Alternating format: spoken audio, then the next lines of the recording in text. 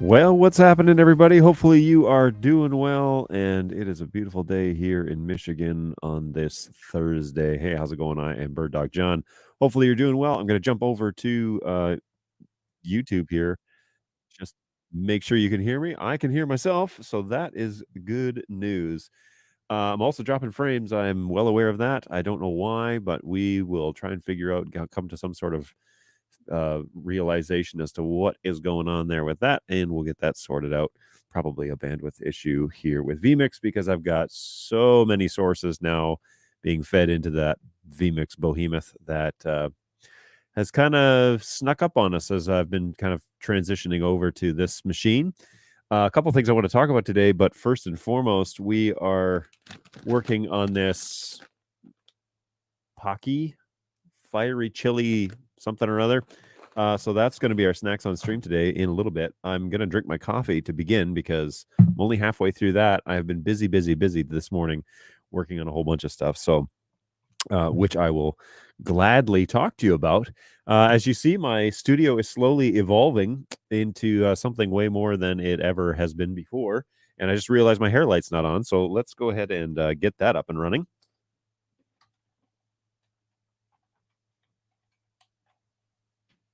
All right, that might explain why I was fading into the background there for the time being. So, got that fixed and sorted.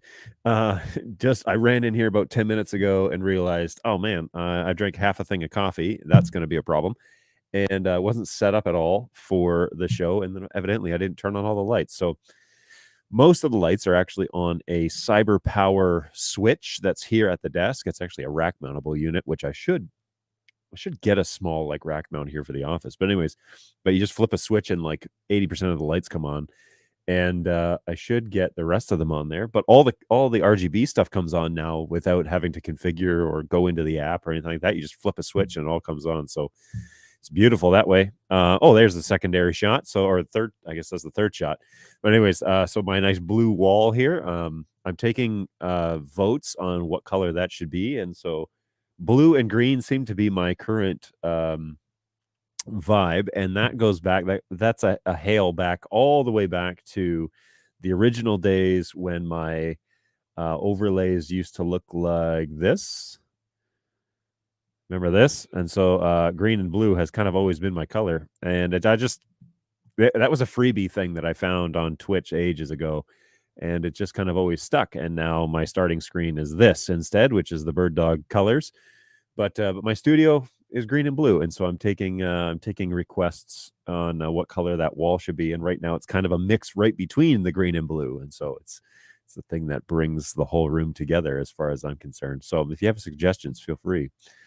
Yeah, today is a high of 74 to low of 41 here in Michigan, and that's true. It's starting to head off to those extremes. Of course, the warm weather is not going to hang around forever, but there it is. So. What's going on, Brayton? Good to see you, man.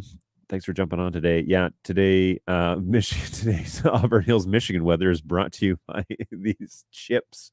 And yes, today is the day. Celsius. I forget what it was that I was going to do this the other day. Drink this Celsius and give this brand a second chance, because the first one I had was questionable at best. I did not enjoy it. And so I've been told the orange is better than the previous one, and so we're going to go with that. Now my ear is like pulling. It's so weird. So we're going to shorten that up a little bit. It actually has a clip. Yeah, that's much better. Has a little clip, which I don't use. But yeah, all good. So thanks for jumping on, Brayton. If you're here in the chat, if you're over on YouTube, if you're on Twitch, I think even Facebook will send some of your information through. The best place to do this, of course, is just to head on over to birddogjohn.tv. That's where I put everything that I do, which is mostly this show right now, but everything I do, I put up there from a support side. And we're trying to grow that audience a little bit, that subscriber base, just because once we get to a certain level, we'll be able to have our own name and do a bunch of things. But when I'm like at trade shows, there's a birddogjohn.tv/IG is the Instagram account that I use for this function. So when I'm at trade shows or I'm traveling for the company or whatever, I post stuff up there. Most recently, I went to Melbourne, which was back in August, and I had posted stuff about my travels there. So that was pretty cool.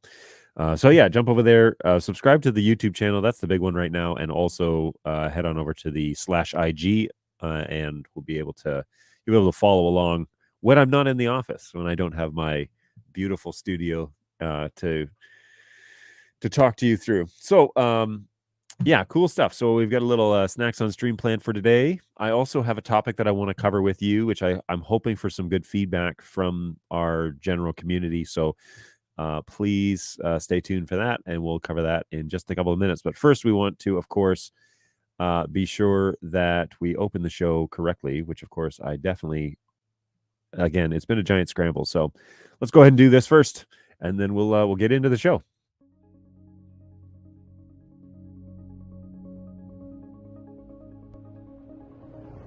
What's going on, everybody? I am Bird Dog John. Thanks for joining us today, and we are going to kick things off here. It is 1 a.m. in Melbourne right now, and that is exactly where I am. Without any further ado, I'd like to welcome Robbie to the show. What's going on, man? All right, let's see. Hey, what's going on, Judson? Hey, thanks for having me. I do much more. We are joined with Bird Dog Ian, who is at the Capture Summit over in Atlanta. So how's it going, man? Hot and sweaty. That's the most important question that our team can ask. Why are you needing this camera? Now, I haven't tested this thing since it got here. This is something that I'm really excited that NDI did. That's cool. Obviously, there are lots of flavors here, but this is the 4250 line. And our little friend here. Say hello to my little friend. It's brewing in the back of my throat.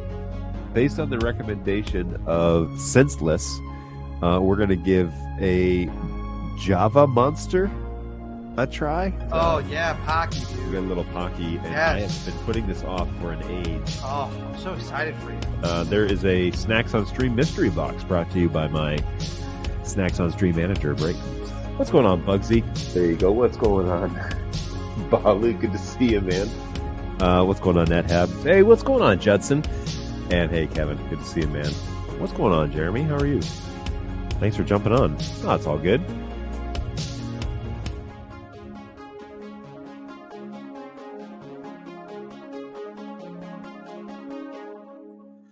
Yep. It is time again for Bird Dog Live. So we're going to hang out here for an hour at least and answer your questions and see what is going on. Now, my vMix machine here is constantly spiking up to like 95% CPU, and then it goes back down to like 63. So right now we're at 63 and everything's nice and smooth. And then when it jumps up to 90, then it has all sorts of problems. So I definitely need to probably get a second machine in here and do the StreamYard thing over on that machine and do the vMix output differently. But anyways, we'll sort all of that out in the future. But if you see me dropping frames, that's exactly what's going on. Good stuff. What is going on? Stockholm, Sweden. That's pretty cool. Thanks for jumping on here today. I see you've been here quite a fair bit, so appreciate you coming on here. Hello from Toronto. Hey, what's going on? I'm from Toronto. Ages ago now, unfortunately. I haven't been able to return to the motherland in quite some time, but I am from the Toronto area. And hi from Montreal. Awesome. I have not lived in Montreal, but I am Canadian, so maybe we have that in common. I also wanted, I just hit my microphone, so I'm making sure that's okay. Whoops-a-daisy. John's hairstyle through the ages. That's what that video was? Yeah, it goes through stages, so it's a little short right now. But I'm in the middle of doing a whole bunch of like video recording, and so I have to have the same outfit and mostly the same hairstyle. The beard is changing. So yeah, that's short, but right now I'm like I said, I'm doing some recording, so it's got to be the same for a while. So yeah, John's hairstyles, that's always fun. Oh, and then I made my hat crooked, so that's always nice. And it's hard to do this while looking at the confidence monitor. Okay, that's a little better. Yes, so that is me, and you can see that I've added a little sticker to my microphone stand here that gives a little bird dog flavor. And on the third shot, which is the one of this blue wall, There's even a sticker on the inside of that stand. So yeah, there's a few little Easter egg changes here that we've made over the past couple of days.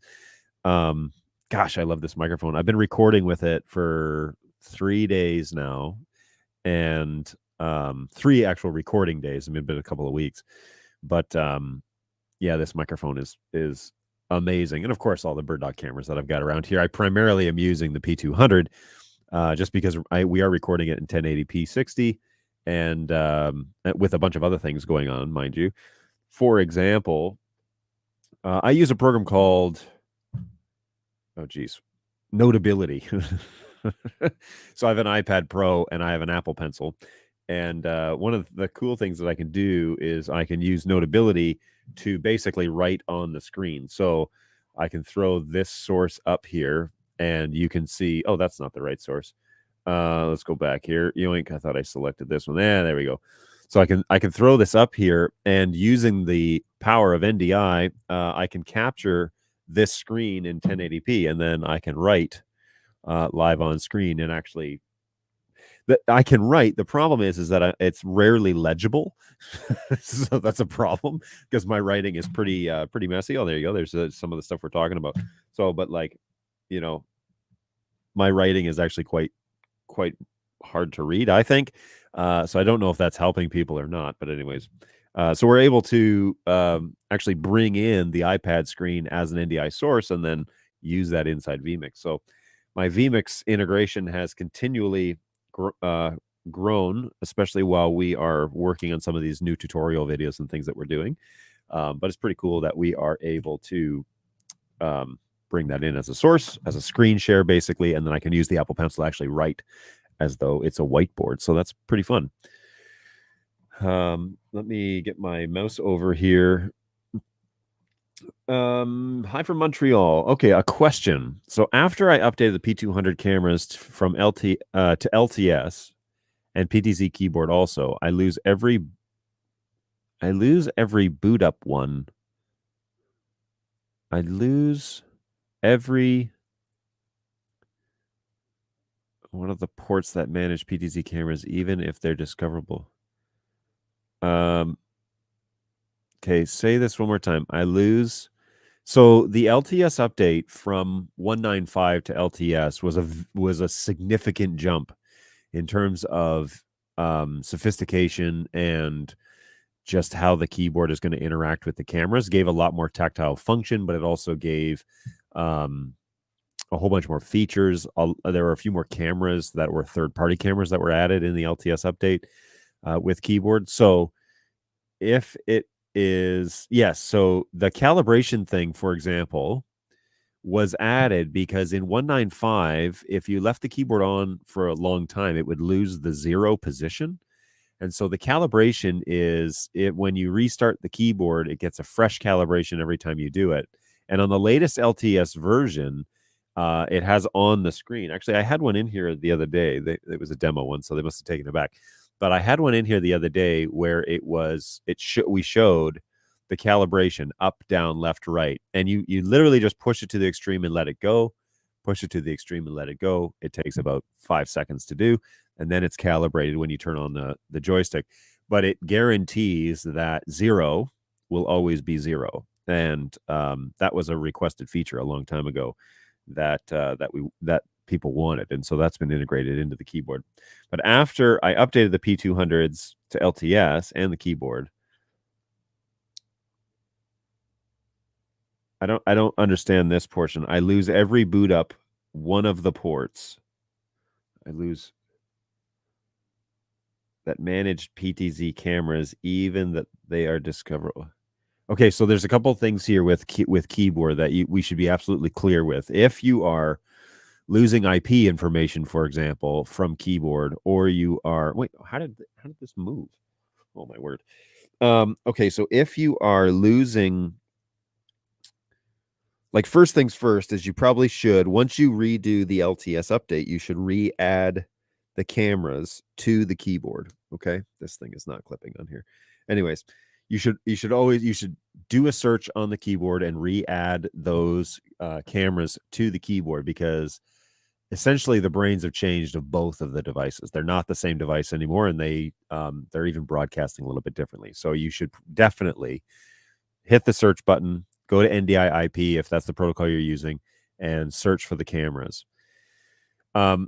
Depending on how your network is designed, like keyboard is really reliant on running in DHCP, and a lot of people are frustrated by this, and we're going to explain this in greater detail in the future. But if you're using things in static, which I don't know here, if you're using things in static, you really need to use Discovery Server, because static is not broadcasting. When the devices are in static, they're not broadcasting their information, and the keyboard relies on that broadcast to make a connection. So if you're having problems making a connection from keyboard to camera and they're not all showing up, or some of them are showing up or none of them are showing up, that's because the broadcasts aren't happening if the cameras are in static. So if you don't want to go to a DHCP, like a proper NDI network, and you have to keep it in static for some reason, if it's just not feasible or it's not going to work for you, then you have to get a Discovery Server online, and that functions on a Windows computer right now. I don't know if there's a Mac version or not. I should look. But anyways, so yeah, definitely make sure that all the cameras are getting unique IP addresses. If you need those IP addresses to be the same long term, and you are using a DHCP, which is what you've just listed here, if you are using a DHCP, then I would strongly suggest that you go in and use the DHCP reservation list and do fixed addresses, at least on the DHCP side. And then they're not going to change. So then you know which ones are which, but the function will be inside. Setting static IP addresses and setting DHCP reservations are not the same thing. It's the same on the surface, but underneath there's a lot more sophistication with the reservation list. So if you want them to stay the same, that's fine. One of the cameras is IP discovered, but I have the wrong port. The port numbers didn't change on the update. What is it? 52861 or something like that. Port numbers shouldn't have changed. Mac reservations rule. Hey, Michael. Yes, sir. Agreed. That's over a unified 8 switch. Oh, how many cameras on that unified switch? And is that a Gen 1 or a Gen 2? Unify makes Mac reservations pretty straightforward, actually, because you can just go in, select the device on the list, and say fixed IP address, and then it locks it. 3 cameras and a keyboard on a Unify. Whew. Okay. All right. So what's generally the symptom? Let's put the performance of the switch aside for a second. Let's just say you're plugging in the cameras. They're all running in DHCP, and they're all getting IP addresses that are appropriate for your network. When you search for them with the NDI IP, you turn on your keyboard and you search for them. How many cameras come back? How many get reported back? I'd be curious to know.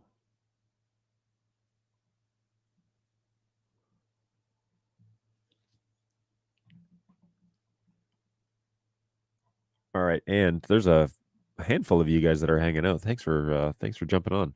I'm really pleased with my little whiteboard on my iPad thing, although it's chicken scratch. I like the versatility of having that option. And also, now that everything is in vMix, like I can do desktop capture out of here and cut to that. And hey, I'm in the corner still, which is exactly what StreamYard does, but StreamYard eats up your CPU when you do that. And so now vMix already has that set, and so I don't have to add additional CPU power. So, hats off in this instance. vMix is managing the CPU very well in for this, and so I'm quite happy with that. My Unify switch handles all of that. I don't use a Unify router. So you're using a different router is what you mean. You have one, it's just not a Unify router. NDI discovered 3. Okay, great. So all 3 cameras are there. So now we need to go through and add each of those. So click on the first IP address, go in and set it to cam 1, go back, go to the second address, add it to cam 2, go back, add it to cam 3. And then once that's done, then exit all the way out and call each of those cameras and drive them. Oh, PF Sense for routing. Very cool. I have heard good things about PFSense. I just haven't had a whole lot of time to monkey around with it, but I've heard good things. Very good things. So yeah, once you go through and you add all 3 of those cameras anew, because you have 3 cameras, right? So you have 3 cameras. It found all 3, re-add them individually to the keyboard, and then go through and say 1 cam and drive that one, 2 cam, drive that one, 3 cam, drive that one. Let me know what errors you get after you do that, because you have to re-add them to the keyboard when you've done the update. The brain's really changed a lot with the update. That's because vMix uses GPU as much as possible. Yeah, and I would love it to use more GPU. The bummer here is this computer does not really have much of a GPU. So that's an interesting thought though. I have a cage. I have one of those external drives that you can connect, like PCIe Express. Geez, I should bring that in here. Although it might be kind of noisy, but I have a GPU in that thing, and I just haven't been able to utilize it yet because we were doing some testing with cloud. We had a couple of GPUs at NAB in Las Vegas, and we had those in servers, and they were all right. They were Quadro 4000s. They were okay, but at the end of the day, meh. They weren't the super impressive ones that I like. So I believe the CPU is also impacted with NDI. Yes, absolutely. And I actually have a little readout on my Stream Deck that shows the CPU usage. Now, what's weird is the CPU usage that shows up there is not the same as Task Manager, which I find odd. Shouldn't it be the same? However, it is the same here that it is in vMix. So vMix gives you a little readout at the bottom of the screen, and it says the same that this one says, but then the one in Task Manager is always 10% more. So I think that's weird. That's what I did. But just 2 cameras are managed PTZs.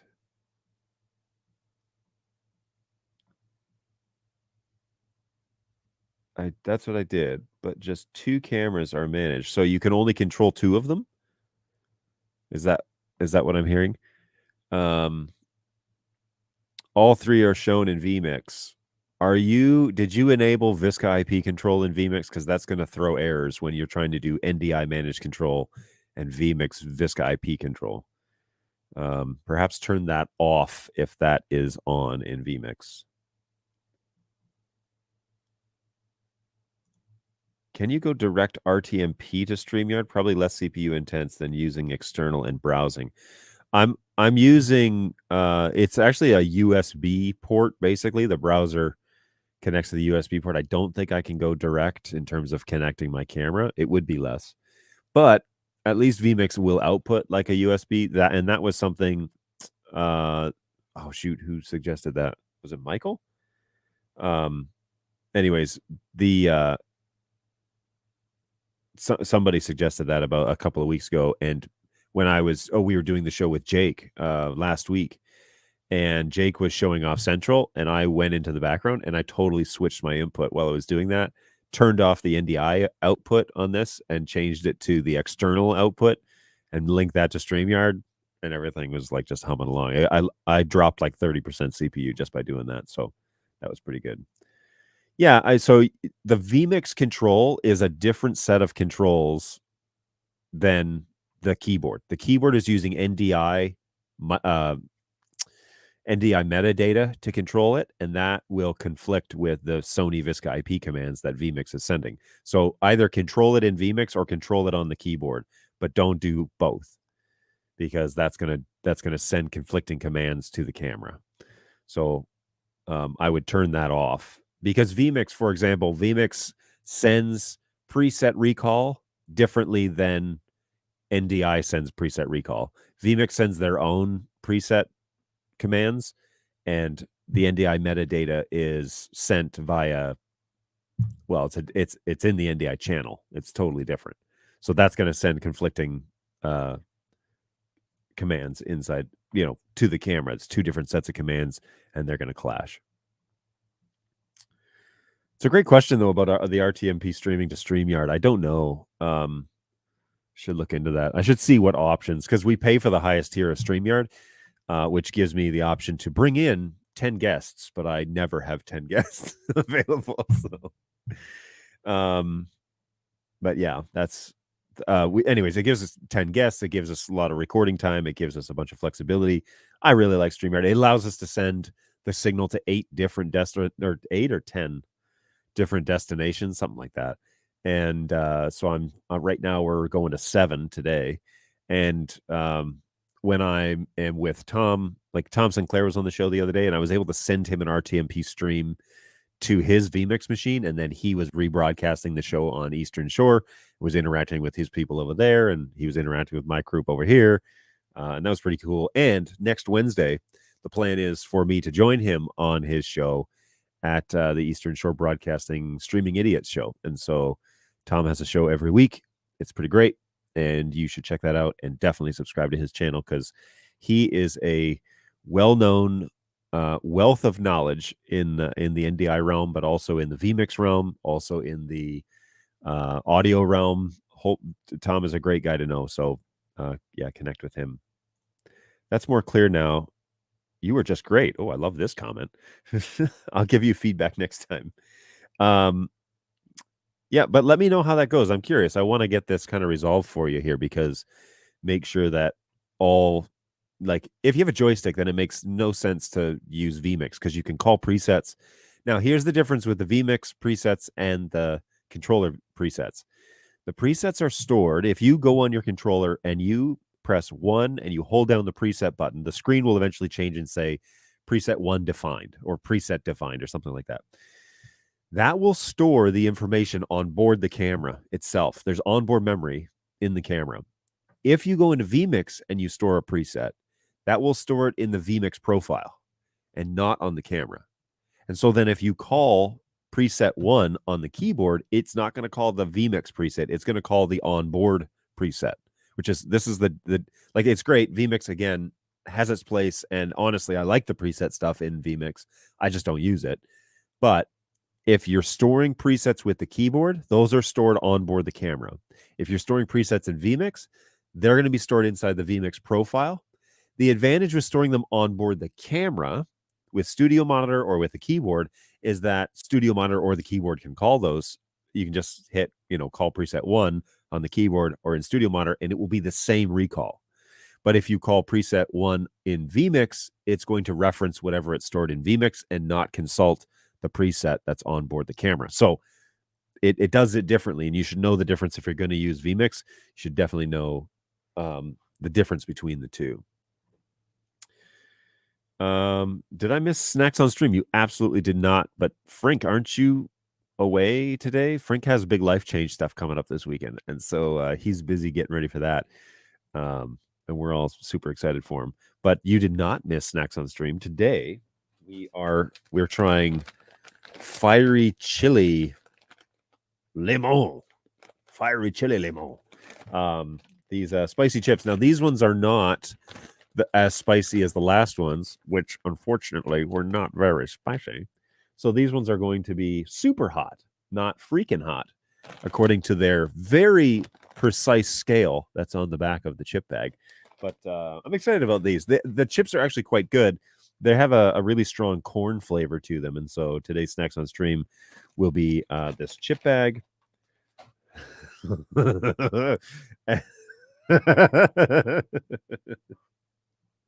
Good stuff.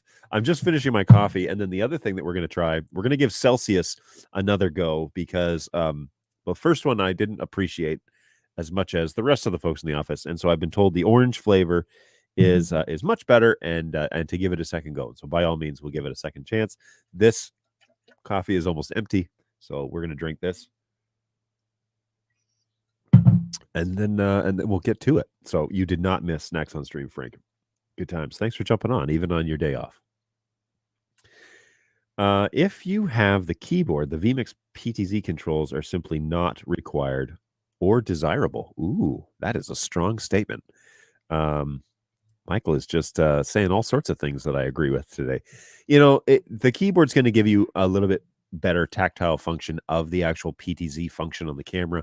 Plus, you're going to be able to control the coloration and the iris and the focus, which is a big one. You can really dial that in. The zoom, which gives you the rocker option, but I really like the joystick, the ability to turn the joystick, and that seems to be a much better way of, especially if you're panning or tilting or both or all, and you can zoom at the same time, becomes like a really useful tactile control. And so the Bird Dog keyboard is definitely worth the investment. And if you buy 3 cameras, it's a part of a bundle. So you buy 3 cameras and you get a free keyboard. In particular, the camera, the P200s. So I don't know what deals are going on right now. They keep kind of like evolving over time.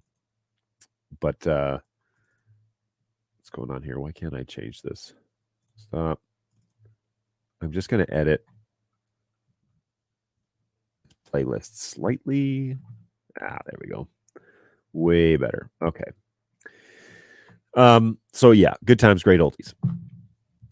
And guess who's back? Mr. Klusterman. What is going on, Jeremy? How are you, man? Good to see you again. We are eating in a couple of minutes some fiery chili, real peppers, real heat chips. Now, the ones that the white bag is the next level, which we've already had on this show. And so I'm looking forward to a good tasting corn chip.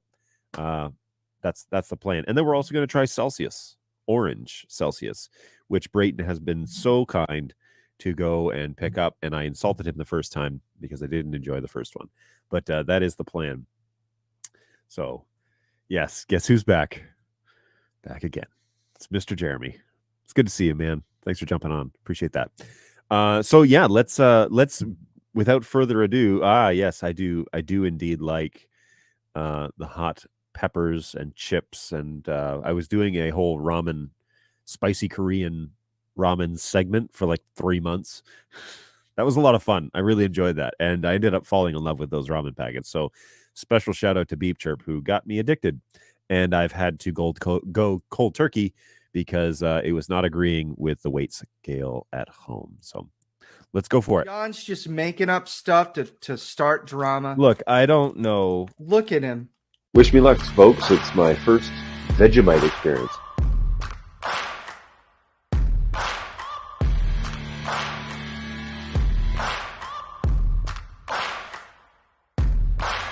Final, this is like cheese flavor or something. It doesn't really look too appetizing. Good golly, this is something else, man. Here's the thing about Pop Rocks, and I don't know if I'm the only one like this. Pop Rocks have always been a social experience for me. I did not think that is what you were going to say. That's hilarious. That is awful. Oh, God, that's so bad. Jeez. Holy smokes, man.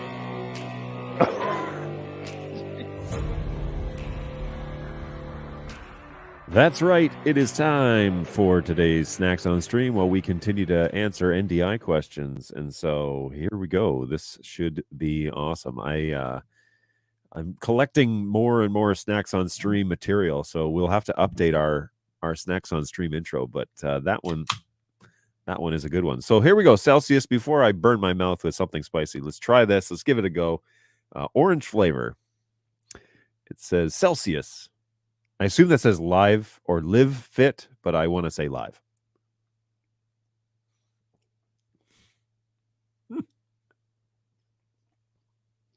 Yes. Way better than that first one. I can vouch for this. The orange, sparkling orange, I would drink that again. And I will. Yeah, that's great. So let's check this out real quick before we get on. Total calories, 1 serving per container. Total calories is 10. Carbohydrates, 2 grams of carbos, 0 sugar. Vitamin C, 60 milligrams, which is 67% of your daily intake. And then good old thing that we have some riboflavin. There's a Seinfeld joke about that. Thank goodness we're getting our riboflavin. Yada, yada, yada. Vitamin B6, which helps you stay alert and active, and vitamin B12. So 2 milligrams of six something or others, 250% of your vitamin B12. Boyton, whatever that is, and some acids, some calcium, and 50 milligrams of calcium, and something else. No sodium. That's all good. And then there's like something Meta Plus proprietary blend. Oh, that sounds weird. But that's like ginger extract, a little bit of caffeine, yada, yada, yada. Green tea leaf extract, all the good stuff that you're looking for in life. It's there in a grand total of 1.81 grams. So giddy up. I am a big fan though. That's the Celsius orange. It's quite good. It's kind of like it's like a grown-up version of orange drink from the old school McDonald's days. Anybody remember that? You remember getting those orange, like those drink dispensers that you'd have, and you get the orange McDonald's drink, and you fill that up, and you get the wax cups. Anybody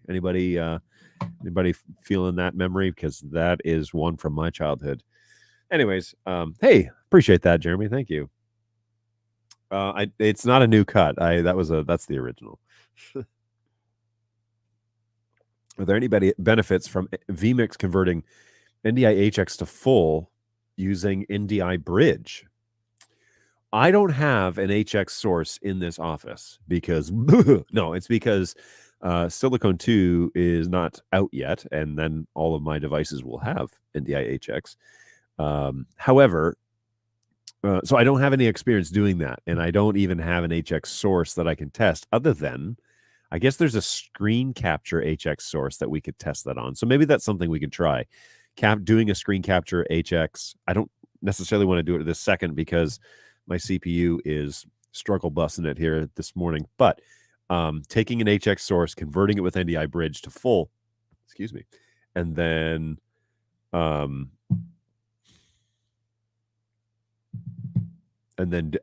bringing it into vMix that way. Because vMix outputs full NDI, if I'm not mistaken, right? That's what their outputs are. Can you change that yet? I don't know. Yeah, I'm not too sure what the options are, but we'll have a mix of full NDI and HX cameras. Yeah, and you'll have to be careful there with the latency because that is gonna you're gonna have to adjust all of your full cameras to be delayed and your audio to be delayed to your lowest common denominator, which will be HX. But anyways, omega 3s. I'm gonna go with no. I don't see anything here because this isn't fish oil. But I don't know. Brayton will tell us. He knows. I don't think omega 3s are a part of that. What is this? I thought I was going to learn about NDI, not a drink and an eating show. Time is money. I guess I need to look at some other brand then. Bye. Okay, Marcus. We'll see you later. Thanks for stopping by. I'm not hurt by that at all. Yes, orange drink. Yeah, it's true. Good times. Tang. That's what the astronauts drink. It's true. They do. Not just screens. Oh, I'm sorry. I skipped over one. NDI screen capture can also output your webcam and other NDI HX as another HX source. Okay, cool. Not just screens. Got it. Haven't played with that that HX program yet. So what is the latency of HX? It varies based on manufacturer. So it's not a perfect equation. Typically, according to the NDI white page, it's like 8. That's not true. Let's look it up. I can look up the HX comparison because there was a NDI HX3 comparison chart. There it is. So the way that HX2 was, they just say high, medium, low. They don't actually say anything useful in terms of actual numbers.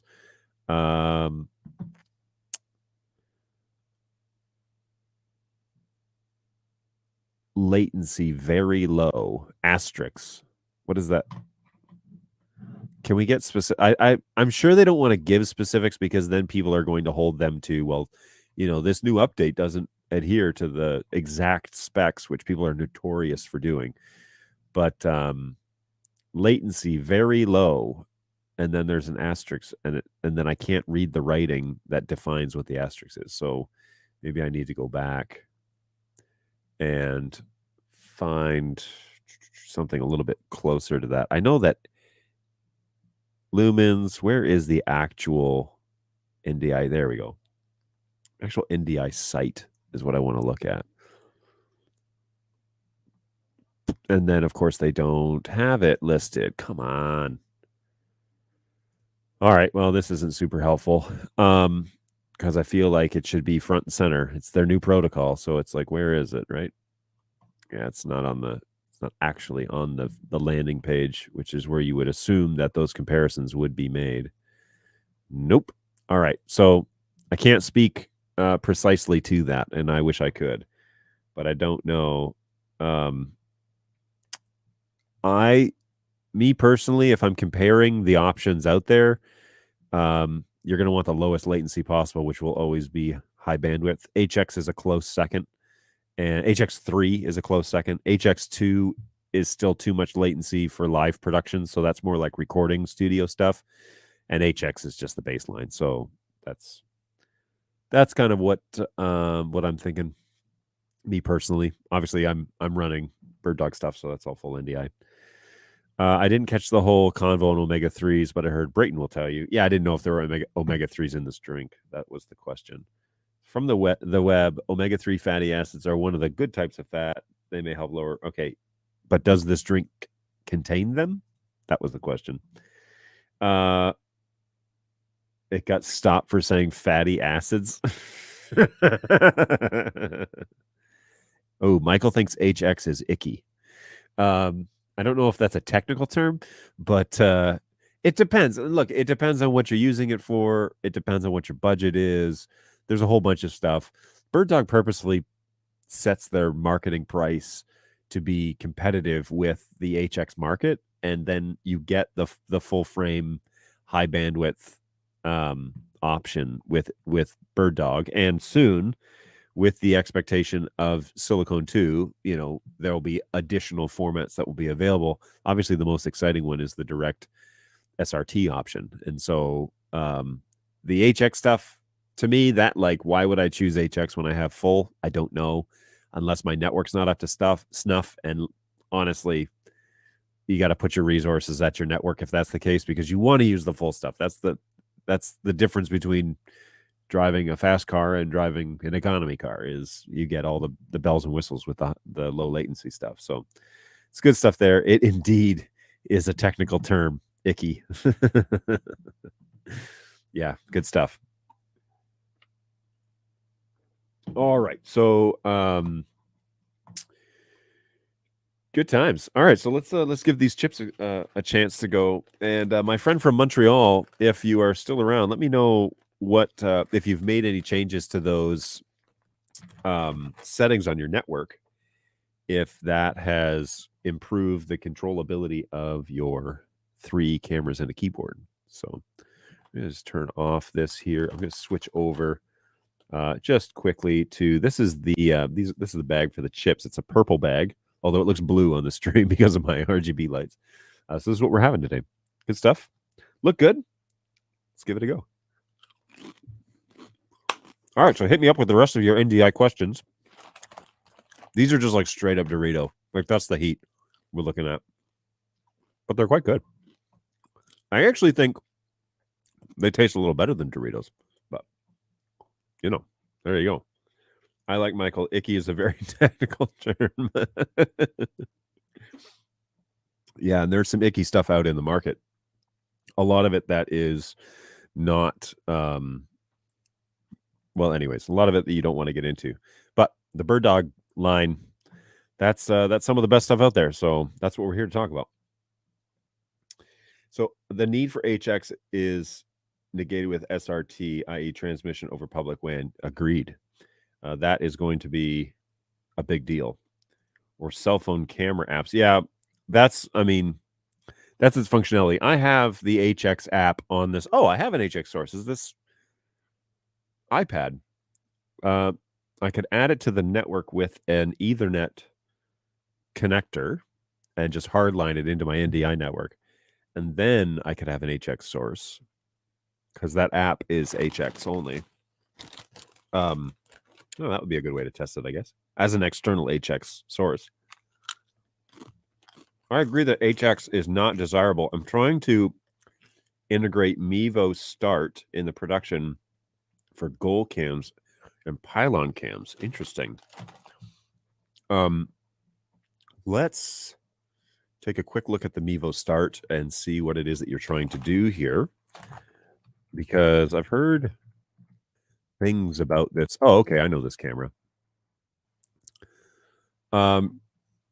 This is a Logitech company now. Interesting. Let's kill the playlist here. So this little Mevo Start is what we're talking about. What is the output? Is it HDMI? $1,000 for 3. Let's take a look at the back of the camera. Where are some photos here? What do we got? Recording, batteries, audio, external outputs. What are the outputs? There's an audio output. 2 of those. We don't have any like HDMI out or anything? Even like micro HDMI? Oh. It's for streaming. Stream using NDI. Oh. How is it connecting? Over Wi-Fi?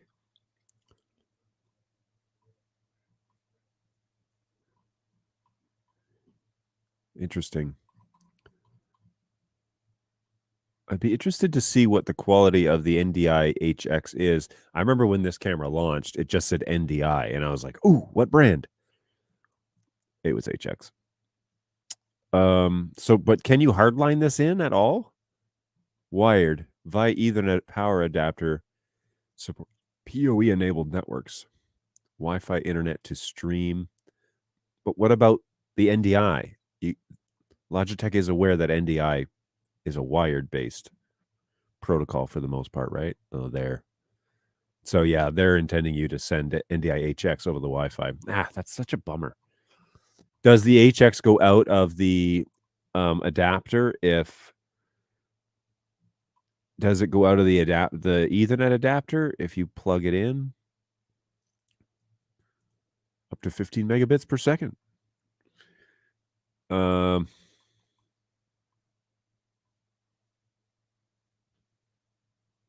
Oh, this is in the shot. Sorry, everybody. Does it... where are we here? Connectivity. Built-in Wi-Fi. Dual antennas. High-end Wi-Fi chip. Ooh. AC, not AX? Come on. Come on. Mevo has a Wi-Fi hotspot, or via our Ethernet-powered adapter allows you to your enabled switcher or router. The dongle provides power and wired network connection for Mevo Start. Okay, I like this better. So does the NDI travel over that adapter? Does it allow it to do that? Because then I'm like, okay, we can be solved. Oh no, 10100. Oh, that's a bummer. Well, anyways, that's an interesting idea. Let's see. I've not tried the Ethernet adapter yet. It would be great to know if the adapter then would take that HX signal and put it on your NDI network, because that would be a whole lot more consistent and probably be faster in terms of lining it up in post-production. Probably a fair bit faster. Let's see here. Sorry, I missed a bunch of stuff apparently. You know what I'm going to do? I'm going to make this screen smaller because there we go.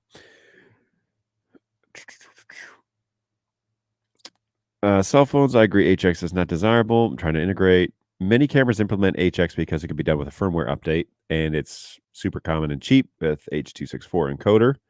I can always tell the level of my customer's knowledge based on what icky equipment that they reveal that they're trying to use.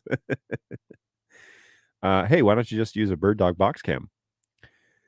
Probably price is a thing here, because you can get 3 of these Logitechs for $1,000, whereas this PF120 is running a little bit more than that per camera, although it's a Sony sensor, so it's good stuff there. Yeah, USB-C. Mevo has a USB to Ethernet dongle. Mevo uses Wi-Fi and or Ethernet. I almost forgot that we had a show today. What's going on, GoWeb? Good to see you, man. I didn't get the reminder. Uh-oh. YouTube's algorithms are working against me now. NDI only works over the wired what? Oh, really? Oh, that's interesting. I didn't realize that that was the case. It doesn't say that here on the website. AHX was intended to support Wi-Fi links without incurring a huge support burden. That's also an interesting revelation. I think you can use the USB-C network adapter. What I remember when doing some research, 10100 is enough. Yeah, I know, but like it's 2022. Come on. I'm hoping for HX3 support in the future. I'm making Sanaya study for her exams and the phone was away. Gotcha. Well, I totally understand. Thank you for stopping by anyways. Appreciate that. Welcome back to the show. Yeah. So, okay. So here's a question that I have for you while I eat these chips. Not about the chips. The question I have for you is, when you first got involved in the NDI game, what were the things that you wish were more readily, what were the topics of education you wish were more readily available than they were at the time or currently? So if you see a void in the market, the NDI market, about, man, I wish there was more information on this thing, what are those things that you wish were there? Because Bird Dog is very interested in providing some education and making sure people are familiar with, especially common-based things, making sure that they're familiar with what is going on with the NDI world. So if there are education items that you had wished were available or are still not available, please let me know, because we have the ability to record things. It's just a matter of time, making sure that there's enough time out there to do those items. But we want to do them well. We want to be sure we cover them, at least from a Bird Dog perspective, and then make them available for people. So any tutorials that were out there that you think are lacking, please drop a line in the chat and let me know. Jerry, frame latency of 1 NDI. Well, full NDI is supposed to be 1 frame per device. So the P200 is encoding at 1 frame latency, and the decode would be happening also on a Flex Out or a Mini or a Studio at 1 frame as well. Now that is 1 frame compared to the camera's SDI output. So we are encoding, but there's a process that's happening at the camera before it gets to the encoder. And so it hits the lens, it goes down to the board processes that data, turns it into usable video, and outputs it to the SDI output, the HDMI output, and the NDI chip. And then the NDI chip takes 1 frame and encodes it to NDI and out the NIC card. So that's the expectation with full bandwidth NDI, is 1 frame off of the SDI output. Camera manufacturers are very reluctant to tell you what their latency is from lens to output, which seems odd to me, because that could provide some great competitive based market where they could compare latencies to their competitors and show that they're faster from glass to output. But the general consensus in the manufacturing market is that's a hush-hush thing. We don't talk about that. But the NDI realm says, well, we take that output on the camera and we add 1 frame to it and we output it via NDI. So that is how that's measured. It doesn't necessarily mean that the Panasonic cameras are 1 frame shorter than the Bolin cameras. It doesn't mean that the Sony lenses are 1 frame compared to Lumen's cameras. It's not apples to apples. When we talk about NDI encoding, we're talking about NDI compared to the SDI output of the camera that we're using the NDI FPGA for. So that's when you hear NDI latency, it's not compared from PTZ Optics, Bird Dog, New Tech, Lumens, yada yada. It's comparing it to the latency that's already on the camera, the process it takes from glass down to baseboard, and then from the baseboard to out the NDI chip. That's the NDI latency, that piece right there. So that's hopefully a little bit more. I wish that I knew NDI couldn't remotely match the latency of SDI cameras for IMAG. Well, NDI is, like I just said, NDI is taking the picture from the camera and turning it into NDI. And so, yeah, it will be one frame. The Bird Dog one will be one frame going out the NDI port, and then it will be one frame to decode it back if you're using a Bird Dog decoder.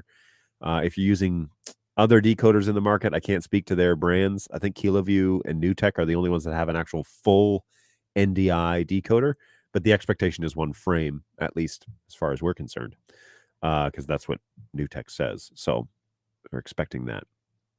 Does frame sync work or matter with NDI?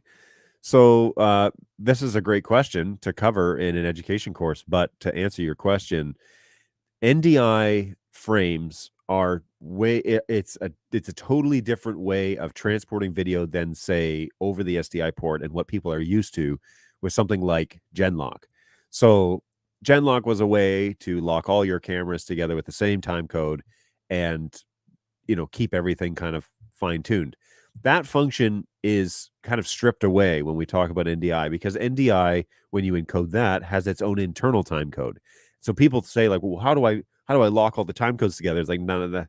That's not even a thing. Like, the internal time code is just strictly so that on the other end, the decoder can put the frames in sequence and make sure that it's a nice, smooth image happening on the screen. So that is where NDI Genlock 5 came out, where you can look at one time code on a device, on an NDI 5 device, and lock everybody to that time code. So it's all using the same time code, but it still isn't true Genlock like we know it to be, with a Genlock generator. It's not that. We're just locking it all to the same time code on the camera. And in theory, then those cameras will all be sequenced together at the same time. So it's a little bit different than how the industry understands it. And it's really silly that they're using the same words, because it's not necessarily the same thing, as I understand it. So strategies for minimum latency. Strategies for this start and end with your network design, as far as I'm concerned. And people get really frustrated with this because they paid for a Bird Dog device, and so they want the Bird Dog to lower the latency. The latency out of your P200 is the same latency out of my P200. And so that's not going to change. The real catch there is, and that's a great topic to cover, by the way, for the education stuff. But the real kicker, the thing that changes the most is the network. And so how you're transporting that information from start to finish. And people, again, we get a lot of frustration at the help desk about this, because it's usually the thing that's neglected the most, because you can pay whatever you want for a network infrastructure, and you can always buy something better. But the Bird Dog camera isn't going to change. The firmware update is going to make your P200 and my P200 operate at the same level.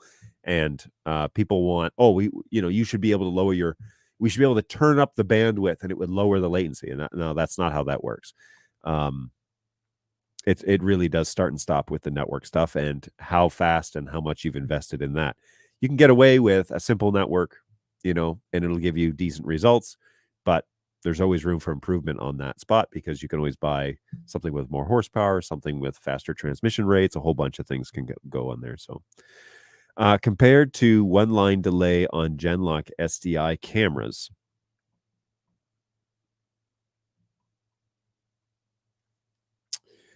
I see what you mean. Yes. So for IMAG, I mean, if you're putting apples to apples, if you're trying to compare NDI to SDI Genlock, it's really an unfair comparison, because we are doing a process that the SDI stuff is not doing.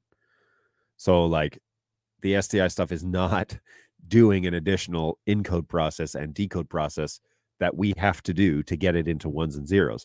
But you can't necessarily use that SDI output as flexible as you can with NDI. NDI, once it's in ones and zeros, you can send it anywhere in the world. And so that's the difference, is okay, we take 2 frames, but now it's way more versatile than just a hardline BNC SDI connection. So, you take it for what it's worth. I thought full NDI was sub 1 frame, like a handful of lines. The expectation is 1 frame, just flat out of the gates. That gives them room to, yes, make it better than 1 frame, but it should be 1 frame is the expectation. I was introduced to NDI over a Discord channel group. There is no proper tutorials about NDI online. What I have learned about NDI is hundreds of videos over YouTube. Okay, so this is an interesting thing because I agree with you. Actually, there is a proper training tool, but it's $1,500. NDI has a thing called New Tech University or NDI University, and they offer a course that you can take and learn everything about the latest NDI from top to bottom. And it's a great course. It's tutored by a guy named Patterson, Kane. And there's not very many people in my life named Kane, so that's how I know him. And he does an excellent job of covering everything, but you do need to, it's quite an expensive course. And so if you want to learn and you want to become kind of new tech certified, you can take that course and learn all of their stuff. But I agree that there's very little formalized training when it comes to NDI in the market, and that's actually something that BirdDog wants to address. And so that is the purpose of this question is, and this is great.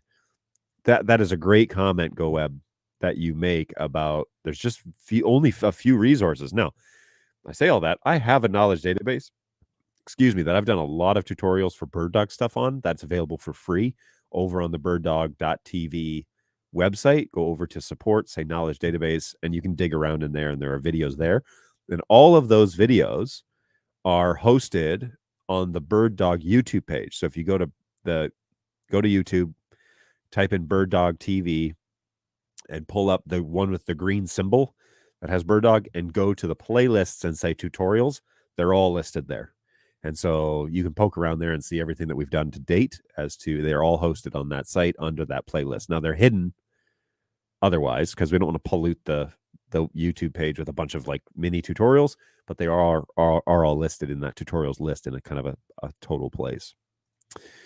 Be more explicit of network requirements. So when I started the research, it was really hard to find out the actual network needs. It was marketed as just plug it into your network. Yes, I agree with you.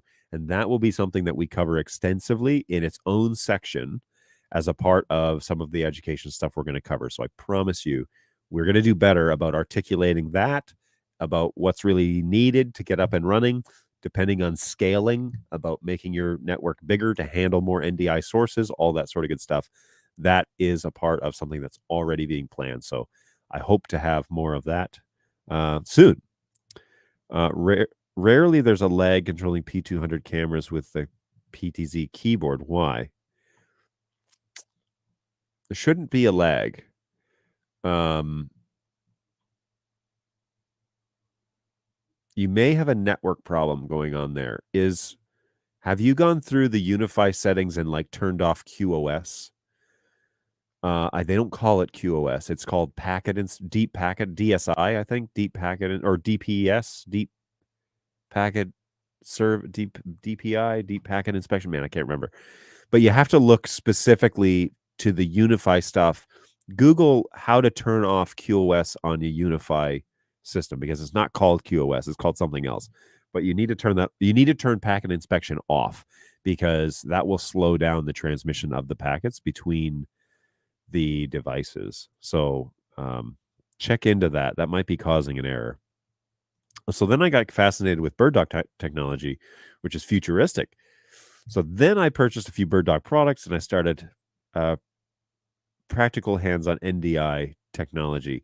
See, you are like a lot of folks where they just they bought BirdDog products and kind of like got into NDI because they discovered it somewhere or they saw it at a trade show and they thought it was cool. You are very much so like a bunch of people in the market. Don't worry. I don't want that to be the case. I want to be able to provide like a general, here's what you're getting into. Here's the stuff that you need to know before you make your first purchase. I want to make that available. And so we're definitely talking about that as an option and hoping that we'll have something here in the near future for that. So that's great to know. I agree. I think though that's a very common story among a lot of folks that are in the industry. So hey, John, going back 2 weeks, was there a definite answer about the P200 drawing PoE power, even if it's plugged in electronically? Actually, there is an answer to that. I discovered, and I think it's a problem with the beta actually, but I discovered that it does draw PoE power over DC if both are plugged in.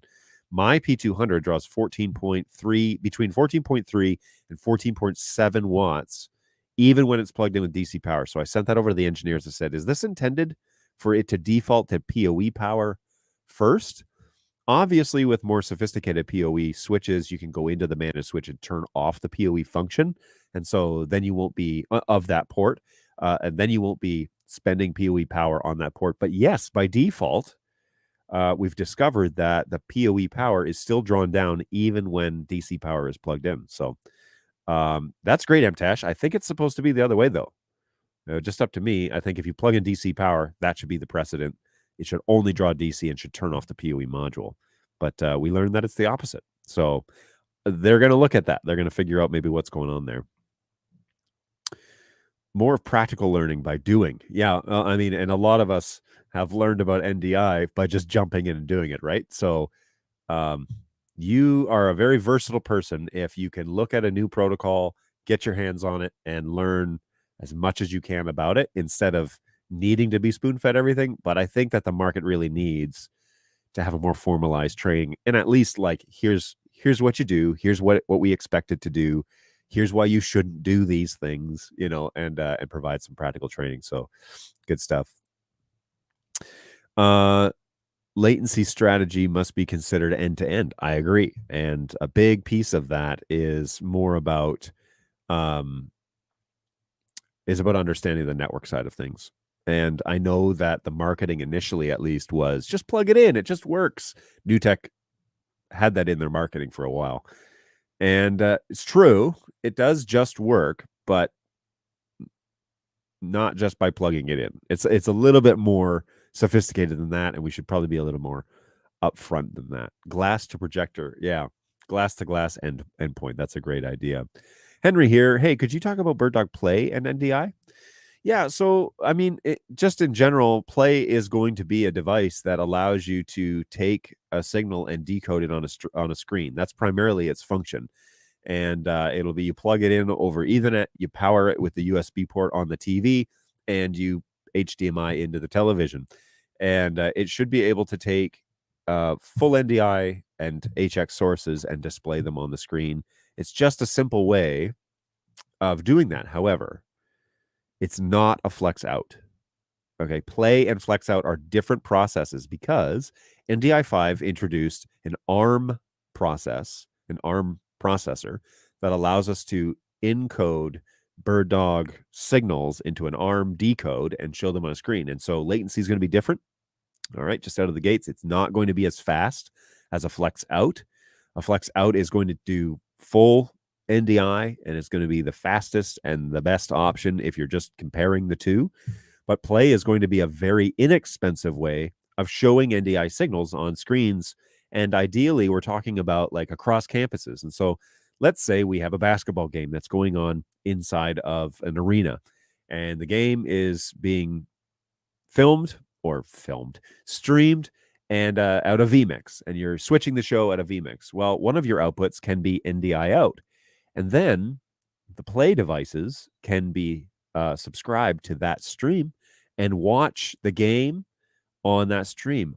Or you could use a program like Central 2.0, which is the new one, and you can take that vMix stream and you can retransmit it with any audio signal. So say we have the game audio happening just strictly on the vMix out, but we have commentators that are in a different portion of the building or whatever, and we want to marry the audio from the commentators to the stream on the video from vMix. You can do that now inside Central and subscribe the plays then to the retransmitted streams in Central, and have a very unique show that's being shown on the televisions around campus or in the building or whatever, in the hallways, at the concession stands, whatever you want to do. It's pretty stinking cool, actually. But the plays are an inexpensive way, and the latency doesn't really matter as much because you're not watching it on the screens. It's not an iMag device, okay? This is going to be something that you can inexpensively buy, put on the back of a television. I almost said a telly. Put it on the back of a TV, plug it into your NDI network, and power it with the USB port on the television. So that is kind of the idea. Hopefully that was somewhat helpful. Wow, you guys are chatting it up over here. How you route audio in your setup? Is it going through the Bird Dog camera or how? Okay, so if you've joined the show for a while, you know that I'm a big proponent of audio separately, video separately, presentation separately, and marry them together at the end. There's a big discussion about no, there's no compression, there's no lost data, there's no nothing. Here's the issue. I have a $450 microphone, and it goes into a not a super expensive audio interface, but it goes into the interface. It's powered specifically for this microphone, and then it gets translated into USB data, which is at the maximum that it can do, and it gets sent into my computer at the maximum rate, and then I bring that into my show in vMix, and I marry that to the final output, and I output that with a master mix to StreamYard. So I don't change the quality of the audio until the very end, until I'm sending it to my source. Now, that philosophy is purely subjective to my preference, partially because, little unknown fact about me, is I do audio mixing for various venues, primarily a congregation on weekends, and I'm very interested in high quality audio and sound. And so I don't like to do anything to that audio until I absolutely have to. I want the full value. However, that is my philosophy. That is not some sort of written code into how to do broadcast. And so many times we have microphones in the field and there's no way to get them back to the studio without marrying them to the NDI audio on the camera. And so we get it down to a 3.5 millimeter jack and we plug it into the back of the camera. It gets married to the stream and it comes across, NDI video comes across, and NDI audio comes across together in the same pipe. Then we separate it again in vMix or in Wirecast or whatever, and we use those audio channels that way. Or some people have a whole Dante network, and they're bringing those signals across, and they're bringing those into vMix, or they're bringing those into Dante controller, and then having them switched over with Dante Bridge into NDI signals, and then bringing those NDI signals into vMix. However, your philosophy perhaps goes down, it's up to you to decide how to get the signal in. But if I had my way, I don't want to compromise that signal at all. I want it to be the raw audio until I absolutely have to change it. And so that is why I think of it as video, audio, and then presentation. There's 3 different things that we're bringing together to make this final product. And I like to keep those things in their own compartments. That's just me. I'm a weirdo, and that may not be what you enjoy. So Genlock works to keep all the cameras transmitting at the same line of video at the same time, because if one camera is transmitting line 12 and the other is at 1078.9, the switcher has to wait 1,000 lines of delay to do a fade transition. Interesting. Yes. Any suggestions for recommended network settings for an enterprise managed switch? Oh, lots. When you say enterprise managed, are you talking HP, Aruba? Are you talking Microtik? Are you talking Cisco? Are you talking what's the other one? What's the other one that so and so just bought? Shoot. Meraki. There's a few that I would go screaming into the night with. HP is notorious for having some quirky things. Meraki, Aruba, they're all, they're okay, but there are, whatever. I would kind of hope that maybe you would have an AV specific managed switch, like a Netgear 4250, something like that. But I definitely have some suggestions. First, turn off VLAN your NDI network so that it's isolated. That's first and foremost. And have a isolated DHCP service that's issuing IP addresses for that network. Then turn off QoS for that VLAN. Some switches don't. It's an all or nothing thing. So sometimes that might not be optional. But QoS is a packet inspection function, and you want that off because that is only going to slow things down. So turn off QoS. Be sure also that you turn off any sort of power reduction service, power conservation, IEEE standards, whatever. Turn that off. Because a lot of the cameras that we use idle at like 13, 14 watts, which is PoE. But then when they're fully functional and moving, they draw more than 15.4 watts, which is the standard for PoE, and they go into a PoE plus. So make sure everything's getting at least 30 watts. And if you're running something that's more than 30 watts, like the A200, A300, you're going to need to be sure that your switch can handle that sort of power output, or you're going to need a power injector, like the Bolin power injector that does 97 watts. Those two cameras, though, honestly, usually get powered by DC at the point because they're security type cameras, and DC power is usually there at the endpoint. You're not running a single connection. The PoE thing is helpful in a pinch, but hardline installs generally, especially for those two cameras, generally have DC power at that location. So yeah, depending on what other things, I'm sure you're asking additional stuff here, but my comment list is getting quite long. Someone's dad just came home. That's cool. NDI only sends full frames. Excuse me. Phew. NDI only sends full frames, not broken into lines, so Genlock doesn't actually do anything. And well, it depends. I'll just leave it at that. It depends. So I have found the one frame latency to not be a problem for iMag. The delay of the sound reaching the audience, anyone far enough away has the stage from the stage to need iMag, it will be reasonably in sync. I actually agree with you full-heartedly, Christian, because I've done one frame to one frame, like a direct line, and that is actually generally good enough for iMag. With full NDI, it gets a little dicey when you start adding in vMix and you start adding in other things that are causing latency. But in general, yeah, I agree with you. Very technical yet pretty good place to learn about how NDI works is to get the SDK. The documentation there is actually pretty good. Also, I would agree with you. The SDK documentation, if you're so inclined, is a great place, and you can get that. Do I have a banner for this? Same place you can get the toolkit, but just go to ndi.tv/SDK, and that would be a good place to find out more about that. The documentation is quite good. I would agree. And hats off to New Tech, because they could have not done very good with the documentation, and that would be super annoying for everybody. But they've done a good job. So Bird Dog needs to work on educating how to use their products with detailed videos covering them one at a time. That's coming. That's one of my goals. Every feature inside of every device. And the goal of that is for me not to say, it's just like this other camera, so we're going to bypass. No, I'm not doing that. Every feature, every button, everything. Cover it all. I agree with you.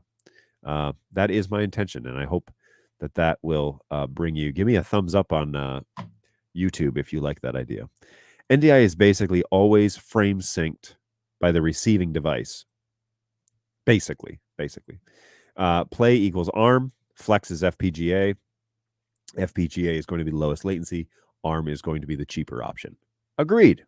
Thank you, Michael. That was a great I failed at being that concise. So thank you.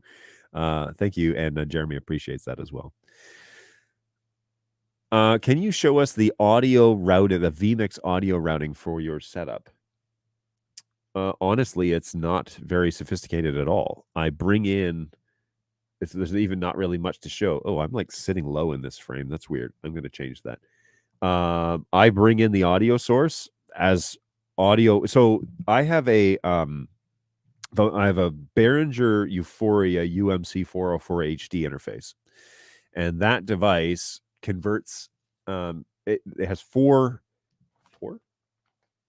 channels, but inside the computer, it brings them in as channels 1 and 2 and 3 and 4. So you have 2 inputs via USB.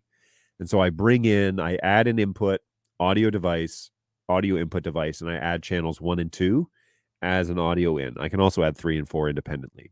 And then on the audio interface, you can set the gain levels and what have you as you wish. And then inside vMix on the audio mixer, it just shows it as a device. Channels 1 and 2 are a device, and 3 and 4 are a device. If anybody remembers the good old days, we used to have a VLC playlist running in the background with some music. Remember that? That was fun. That actually still exists. And now that I'm using vMix, I can bring that audio interface in via VLC and NDI, but I don't use it because I like to chop up these shows for highlight reels and whatever, and that gets kind of distracting, especially when you're trying to do like intro videos. But anyways, I have that option to bring that music in again and use it that way. So that is also an audio option, but my primary audio input is audio in 1 and 2 from the Behringer device, and then that brings it in via USB, and I can manipulate a left and right channel if I want, or I can bring in 4 microphones if I want. One of these days, probably in a year, we're going to. This says I have slow internet. How is that possible? I'm hardlined in. Oh, geez. Sorry if it's jacking up, folks. I don't know what to tell you. So the one of these days, I'm going to create another seat in this studio where I can have an interview and have 2 cameras that actually, go back and forth between the 2 of us, and I can do a live interview here in the studio as well as bring people in virtually. And so I'm going to use that. Obviously, this interface will be able to handle that, no problem. But it's a very basic. It's just add audio input inside vMix, and then that goes to the master output on vMix, and that's what you're hearing. So that is how that is done. That's how you can do broadcast, John. Handle audio separately and marry them when you need. I agree. I feel like that is standard practice, but you can't say that to guys who have been doing this for a really long time, because how they do it and how they achieve their show is totally up to them. And that's one of those really dangerous things about getting involved in the NDI industry, is because as a support guy, it's like, well, this is how it's supposed to be used. And people flip their lid. What do you mean that's how I'm supposed to use it? It's like people got really upset, for example, when I told them you don't have to use the little gray remote that comes with the camera anymore. So one time I was talking to a client and I said, well, the great thing now is that little gray remote, you don't need to find a battery, and you don't need to use it, because we put all of those controls on the web UI. Everything can just be done on the web UI now. Man, I got a response from somebody who's so upset that I suggested that he not use the remote control to control his camera, and that he could just do it all on the web UI. Because what do you mean I shouldn't use it? You ship this thing to me. I should be able to use it. No problem. No questions asked. You shouldn't tell your customers not to use things that come in the box. I was like, whoa, whoa, whoa, whoa, whoa. All I meant was, you don't have to do that anymore. You don't have to go to Radio Shack and buy an obscure battery that goes into this thing, because they don't ship with batteries, right? Because we can't ship lithium batteries across the world. So they don't come with batteries. So now you don't have to find one. You don't have to use that thing. Just, you can do everything on the web UI, one place, one-stop shop. Everything can be manipulated on one site. Man, he got mad. So mad about the fact that, how dare you tell me not to use the remote control? I was like, anyways, so I suggest there's alternative ways of controlling your cameras. There are alternative ways of producing your show. How I like to do it is have full value all the way back till you absolutely have to change it, and then you make the adjustments there. So I like to make them right at the very end point, but that's just me. I'm a weirdo. I totally get it. It may not be how everybody else should do it, but Jeremy seems to agree with me. So in an event that we may need to connect a couple of cameras over SDI HDMI with a few NDI cameras, will few frames delay in NDI cause any trouble while switching between sources and program out? No, but you may find, honestly, you're probably not going to notice. The trained eye might notice, but you probably are not going to notice. Your audience is probably not going to notice. You might, because you're nitpicking, the everything in the switcher. But if you come in over SDI and HDMI, the difference probably won't be so significant that it's going to be a distraction to your audience. Now, if you were doing SDI to HX, yes, there'll be a noticeable delay there, especially HX1. But with full NDI cameras and SDI cameras, you probably be all right. Actually, the difference will be glass to board. That will be the delay. That will be the telltale sign of if things are off. But I actually use that design in the weekend show that I do at a congregation, and we have a varying degree of stuff, and it's not a problem. BirdTalk could improve the product descriptions by including diagrams or descriptions of how the infrastructure should look. Well, see, here's the thing with that is people get really upset when you tell them how they should do it. They believe they know best, and so they don't want to be told how it should be done. And so we get in some hot water. It's really odd because in this instance, you may appreciate how should this product be used. But in other instances, people get really upset that the way they've done it for 30 years is not the way that we think that they should do it, and they get quite offended. We get comments where it's like, I'm never using this product. You should adhere to standards that we've been using for 30 years. It's like, okay, calm down. Everybody calm down. I don't mean to use my mocky voice, but it seems like NDI is a market that is open for it enables you to do an unbelievable amount of things. But if you're not willing to think differently about how you could transport that video across, it's really difficult then for us to talk about NDI because it's going to require you to think differently. We're not an Apple product, but think different. Maybe that's why Apple said that, because they were getting a lot of pushback about like, that's not the cultural norms. They're like, yeah, you should think different. I totally get that. I don't know what you're clapping about, Jeremy, but I appreciate it. Thanks, man. See the guy that left missed all of this good NDI knowledge. Yeah, see, because I was a little munchy and he got really offended, but there's a lot of good stuff here to talk about. Maybe he's still here. I don't know. These chips are good. I recommend them. It's like a mildly spicier Dorito, but they have a stronger corn taste. And Celsius orange is the way to wash it down. My Bird Dog employees get straight A's today for snacks on stream. Really appreciate that, guys. Well done. Go Evan. Appreciate you, man. I like having you here. So what is NDI groups in the web UI setup of cams? Should I just put all the P200 cameras in a group because I leave it off? If you don't know what NDI groups is, leave it off. I think that there is a video on the knowledge database that talks about groups, but this will also be a part of the education piece that I'm working on. And so I'm really glad you said that. NDI groups, essentially, think of it like a classroom or like a school. Let's do it that way. Trying to work this analogy. Let me know if this makes sense. You have a school and you have a bunch of classrooms, and in each of the classrooms, you got different grades, right? Well, you don't want all the students hearing all of the lessons from all of the teachers. And so we put them inside rooms and we shut the doors. And then the teacher can teach the course content for that grade level. So we got grade 1, grade 2, grade 3. Inside those classrooms, there's course content, and those students need to hear and understand what the teacher is trying to share. But that content is different than what's in, let's say, the grade 2 classroom. And that teacher is teaching course content to those students, different group of students. Well, groups is you're taking those NDI devices and you're putting them in a room, essentially, and they cannot talk to the other rooms in the NDI network. It's a soft way of doing VLANs, essentially. The nice thing with NDI groups is you can add anybody to any group. And so if we wanted, for example, to have 3 cameras and a vMix machine inside classroom 1 and the same inside classroom 2, but you want vMix to only interact with those 3 cameras inside that room, we put them all in the same group, and then that's all those NDI devices know and can see. We put them inside, let's say, classroom 1, classroom 2, classroom 3. These 3 cameras and vMix computer are inside classroom 1. 3 cameras and vMix are inside classroom 2. And these 3 cameras and a vMix computer are inside classroom 3. You group each of those inside each of those classroom names, and then only those devices can interact with each other. But going one step further, you could take vMix inside classroom 2 and add it to the group for classroom 1.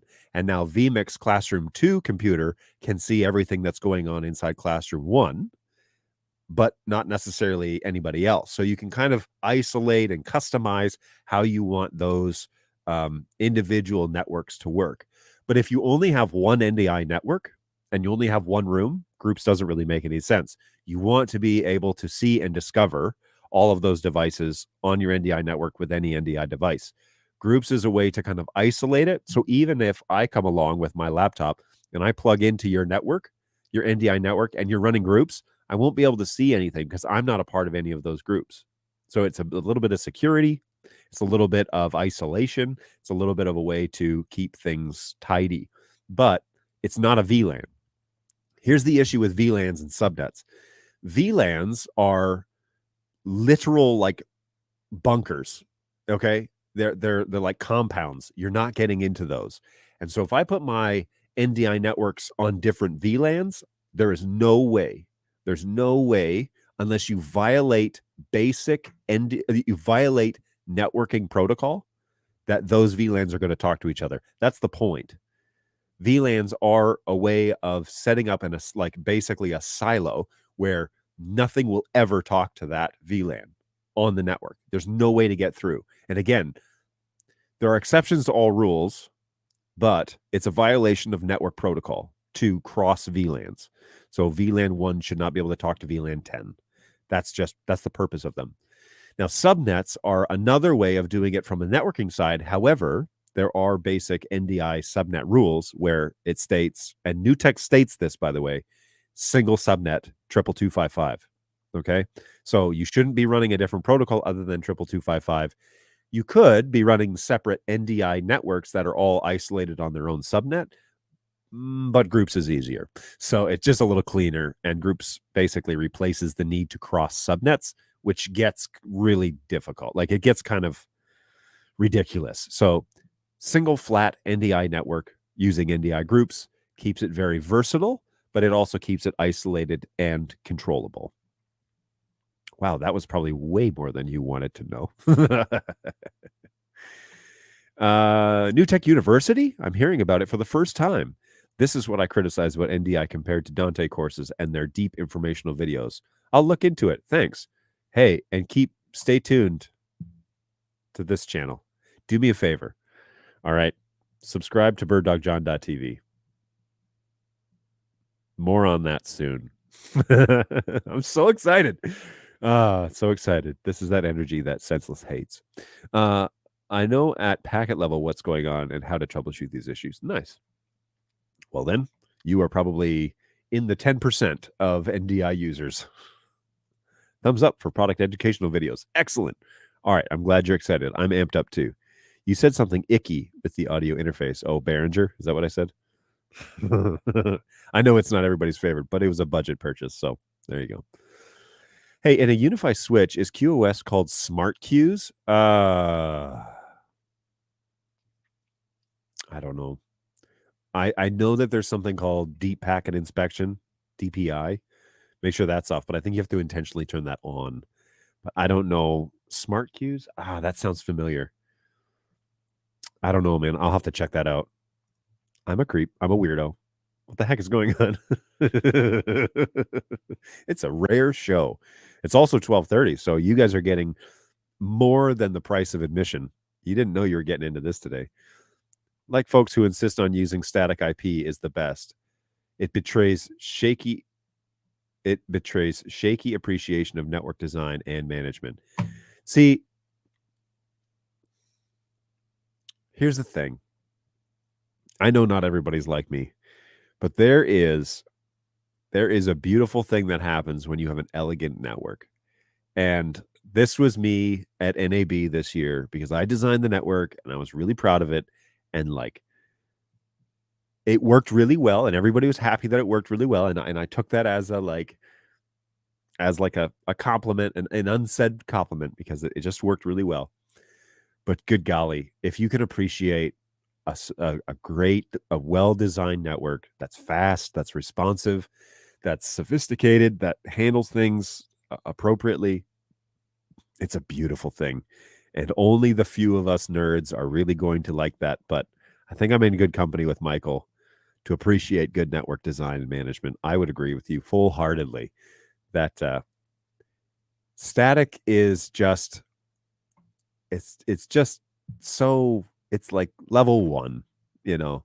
There's so much more that you can do than just a static network. People, yeah, I just need to be easy. It's like, you have no idea what you're talking about. Static is not easy compared to having a beautiful network design. It doesn't even compare, you know. It's like seeing a beautiful car and seeing like a standard, you know, economy Or it's like renting a beautiful car and renting a standard economy car. One of them you're like, oh, this is nice. And the other one you're like, yeah, it's a rental. You know, no use mocking voice because stuff moves on. We don't write. It's true. Stuff does move on.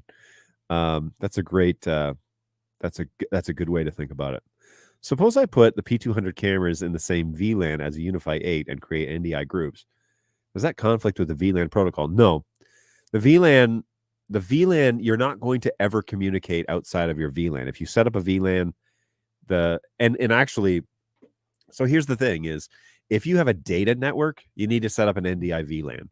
But the data network then cannot talk to the VLAN NDI network. Okay, so you have two VLANs, they don't talk to each other. That's actually a great way to protect your NDI data traffic flow.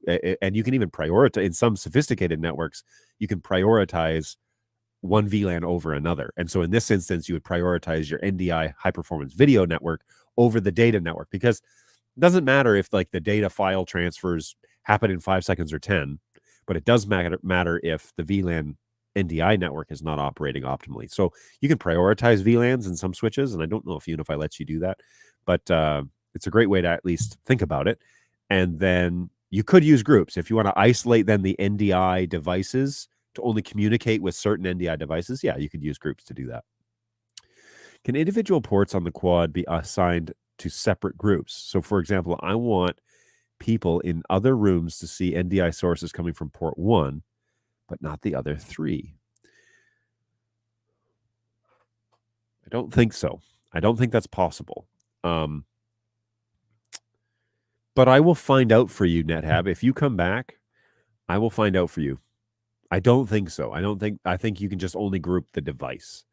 But that's very interesting. I'm not going to add more to the quad wish list right now. That list is really long, but that's a great idea. I wonder if you could do it locally, though. If you could retransmit in Central and do it that way. Anyways, you missed the question on Bird Dog Play and NDI from Henry. I did? I thought I answered it. Hang on, Henry. Back. NetHab, yada, yada. Oh, no, I answered that question. Or actually, I talked for about 5 minutes on that one. So scrub back after the show, because I do talk about Play, what it's for, you know, the differences between Flex out and Play, for example.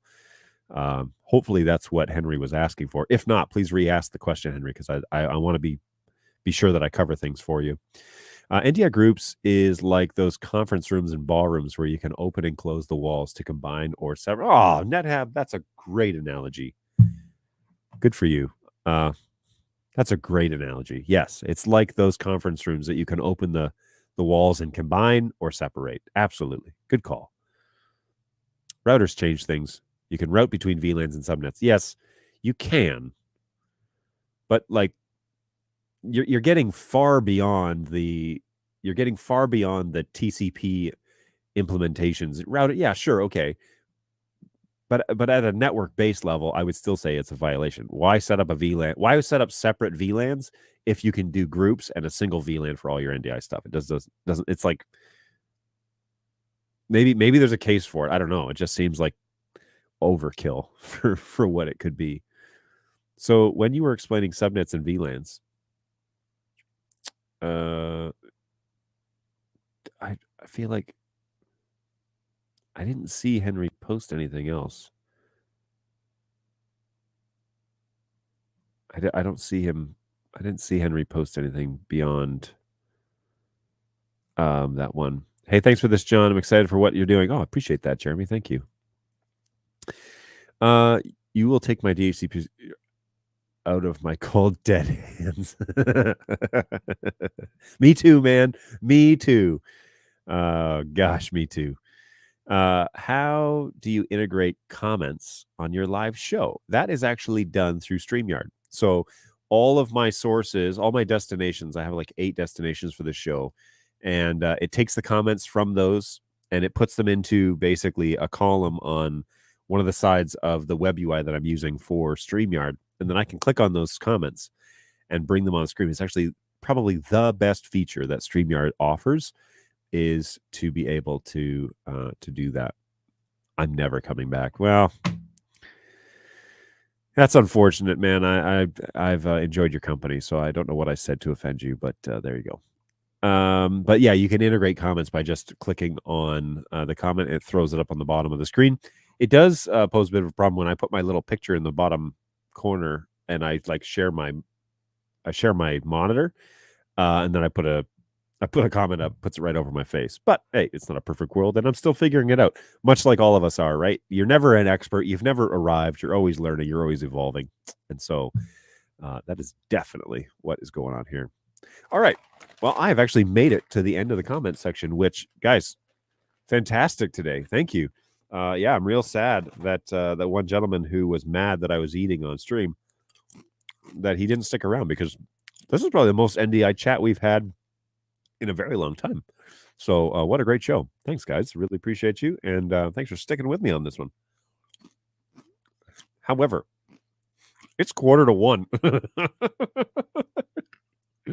all long in the show.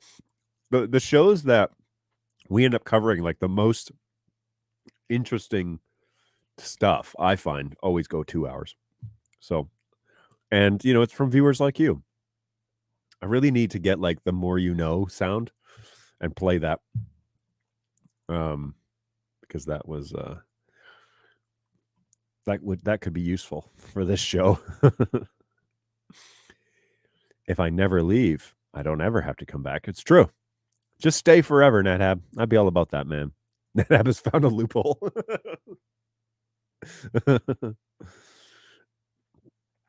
Are we blowing your mind? That's good stuff. I'm glad you come here and like find something valuable. It's always good to have you on here. So when you talk about VLANs and subnets, well, maybe that's something that I need to cover then in the educational stuff. And your lighting has improved. Oh, thanks. Yes, I agree. My lighting has improved over the ages. It's amazing what a few RGB purchases can help with. But yes, I agree. I really like my setup. And there's also this little guy that I like that. I can change that color to whatever I want, but I got blue up here over my head, and then I've got green over here on the desk, and then this light is kind of a cross between blue and green, so I feel like it brings a little harmony to the studio. So I like that a lot. So I have to spend some time learning more about networks to use NDI efficiently. Yeah, and it will pay in spades. I don't know if that phrase translates, but that it will definitely benefit you. I can't emphasize enough, if you want to learn about networks just in general, I really recommend you find a course on Network Plus. There are lots of like, get you ready for the Network Plus certification. You don't have to get certified, but just take it at your own pace. Go for 30 minutes a day and just go through the Network Plus course. There's actually a really good course on udemy.com by a guy on Network Plus. He wears a cowboy hat, and so if you can see past that, he's actually great. He's a bigger guy. He reminds me of Colonel Sanders, the KFC mascot, but he does a great job of talking about networks from start to finish. And so if you want to know deep knowledge, don't do the sinking Cisco training. That's for Cisco specific stuff, and it gets kind of long in the tooth. But take a Network Plus course. You don't have to get certified. Just take a course. I promise you will. I learn stuff every time I rewatch that. I have a subscription to his course. It's a great little course. Network Plus, udemy.com, udemy.com, and look up Network Plus certification. And he's leaning on a table. He's wearing a cowboy hat. Check that out. And that course regularly goes on sale, so you can get it for like $10 or $15 or something like that. Seriously, take that course at your leisure, and go right from the beginning. Learn all the basic stuff. He does some history on like where we've gone, where we were, and where we are, and it gives you a great appreciation. It's a great course, and it's really worth your time to cover that. So I don't get any royalties for suggesting that. I've taken that one. I think it's great. It's a great refresher. If you're good with networks, you want to learn more, check that out. That's a good place to go. No more disembodied head. Yeah, so I did a shoulder and a hair light, right? But the color hits my shoulders now, so it's you actually see my sweater, which is nice. And I feel like that's more appropriate. I'm not like just a neck and a head floating around on the screen behind a microphone. Today's lighting was good at main camera, but the PF120 is like a blue sky. Yeah, and that shot is purely just to have a totally different. I mean, it's just all blue, but it's all good. I don't mind. I think it's a fun little side shot, and it's more than just your standard. This is like the fourth shot. This is a P400, and it shows that light blue wall, and then you can see the blue on my hat and tops of my screens, whatever. But this is the main shot, and I like this coloration a lot. I really am enjoying that. So can you share the networking course link? Yes, I will look that up for you. When is Bird Dog Play going to hit the streets? Well, that is a fantastic question. It is in manufacturing, and the final firmware is in alpha testing. Let's put it that way.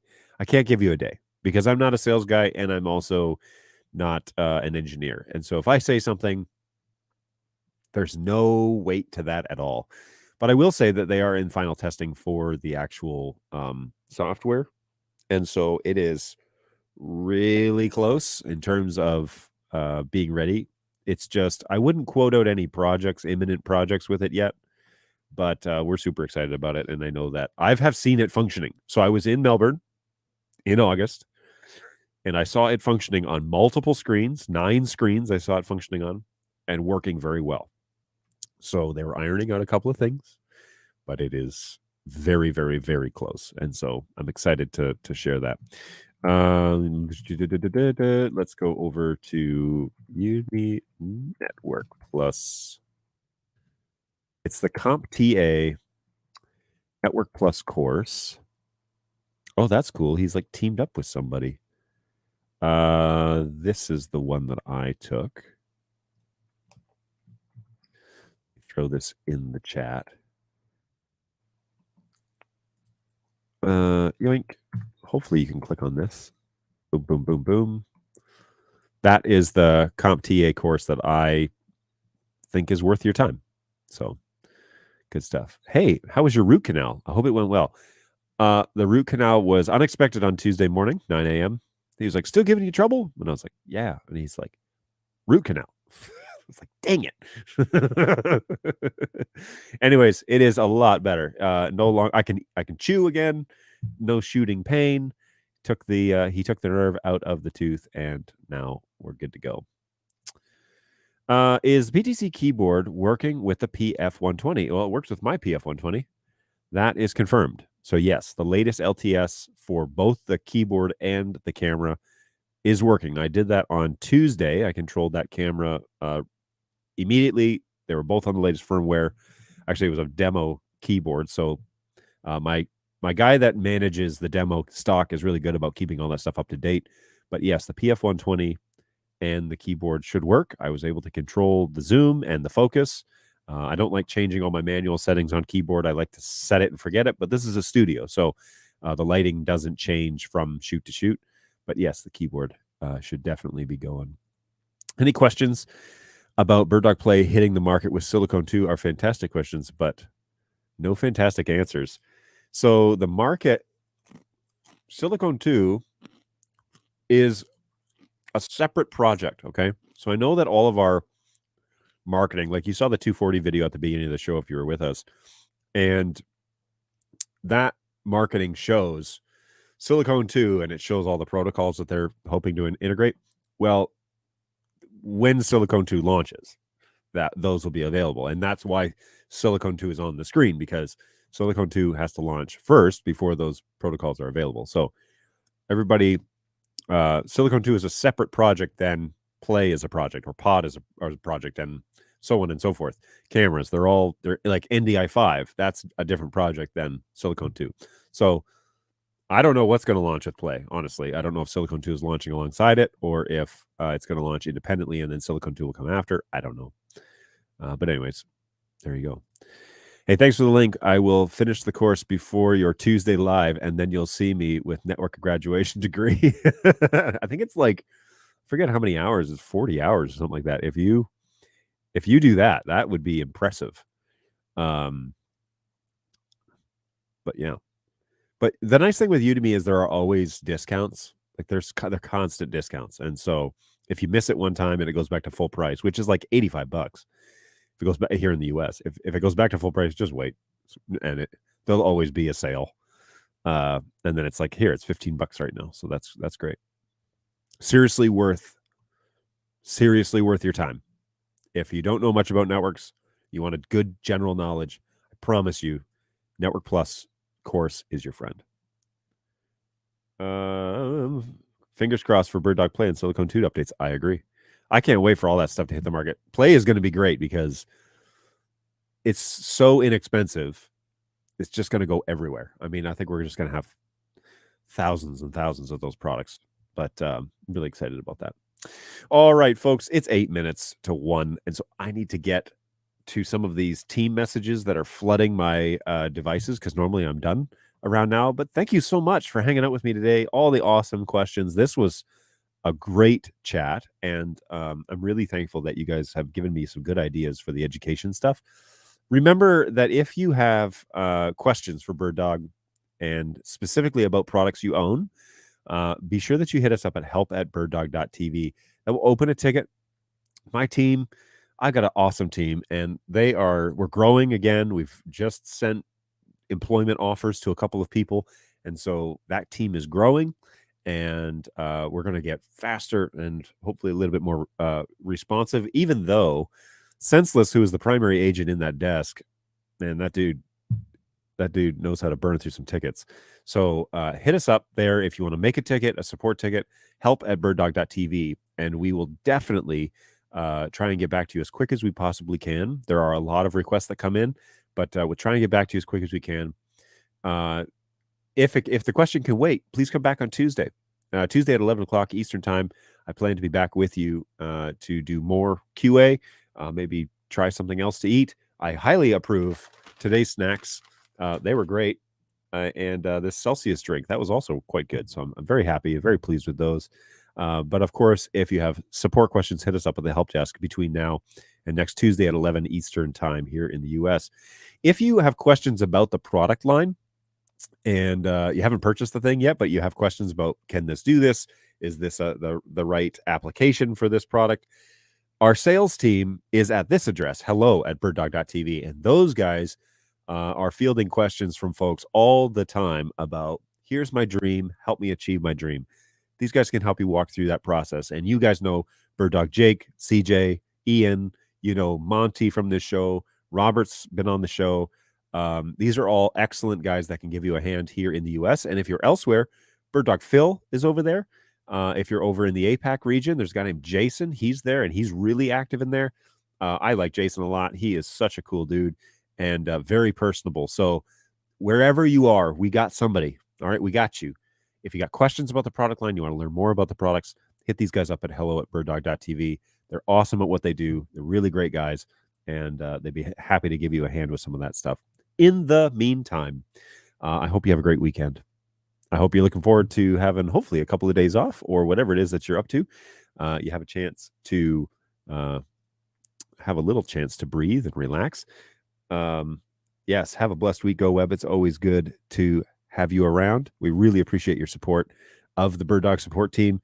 We're trying really hard, and we're hoping that this session that we do twice a week for at least an hour is beneficial. If you have your questions, please bring them over here, and we can help you with that. Take care of yourselves out there, folks. Be good to one another.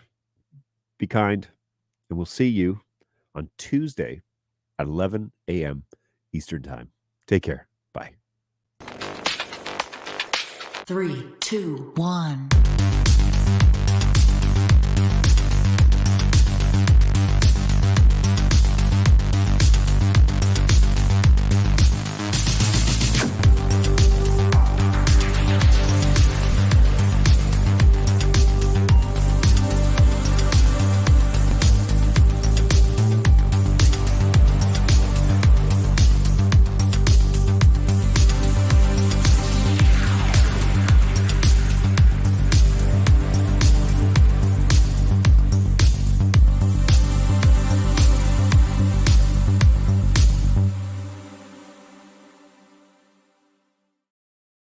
Resistance is futile.